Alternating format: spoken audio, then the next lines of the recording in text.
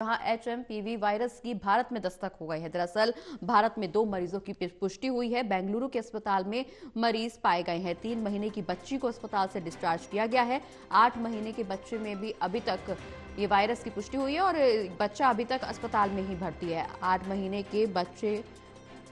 महीने का बच्चा अभी अस्पताल में भर्ती है और इस दौरान HMPV वायरस की भारत में दस्तक देखने को मिली है। चाइना का ये वायरस और अब भारत में इसकी दस्तक हो गई है।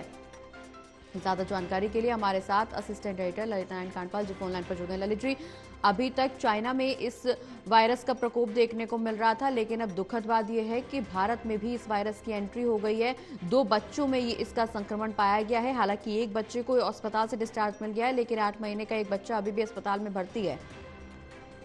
जी बिल्कुल, आपने सही कहा कि प्रगति है जो चीन में ये वायरस चीन से निकला है, जैसे कि जानकारी अभी फिलहाल सामने आ रही है। और अब जो है इंडिया में भी इसकी दस्तक जो है पाई गई है। 2 बच्चों में जो है ICMR ने जो जांच की थी उसमें 2 बच्चों में इसके वायरस की सिम्टम नजर आए हैं। एक बच्चे को तो जो है वो दे दिया गया है, छुट्टी दे दी गई है, जबकि दूसरे बच्चा जो है अभी भी हॉस्पिटल में भर्ती है। तो इसको लेकर जो है स्वास्थ्य विभाग ने अलर्ट भी जारी किया है और एक बड़ी चिंता का विषय ये दरअसल बना हुआ है, क्योंकि इस वायरस को भी काफी खतरनाक एक तरह से माना जा रहा है।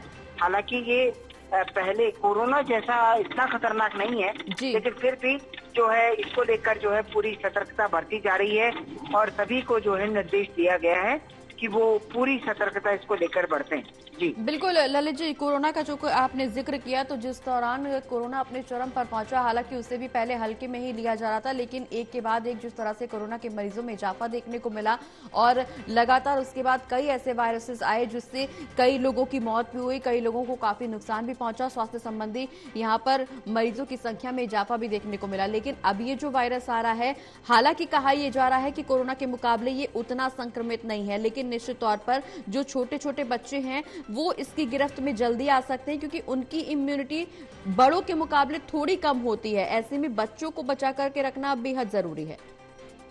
बिल्कुल, आपने सही कहा कि जब ये जो बीमारी है इसके लक्षणों के बारे में भी समझना थोड़ा सा जरूरी है। ये एक तरह का इन्फ्लुएंजा टाइप की बीमारी है और रेस्पिरेटरी सिस्टम पर ये अटैक करता है ये वायरस जो है।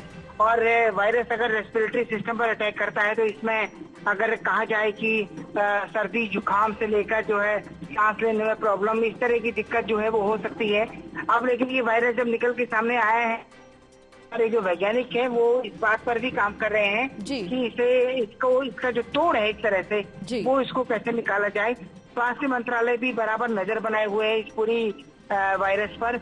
2 केसेस मिले हैं, अब उसके बाद और भी इस मामले में जांच की जा रही है। अगर जो भी इसमें हर संभव जो है कदम उठाने को लेकर स्वास्थ्य मंत्रालय सतर्क है और सभी राज्यों को भी इस मामले में निर्देश दिए गए हैं। जी चलिए, बहुत बहुत शुक्रिया ललित जी, ये तमाम जानकारी हमारे दर्शकों तक पहुंचाने के लिए।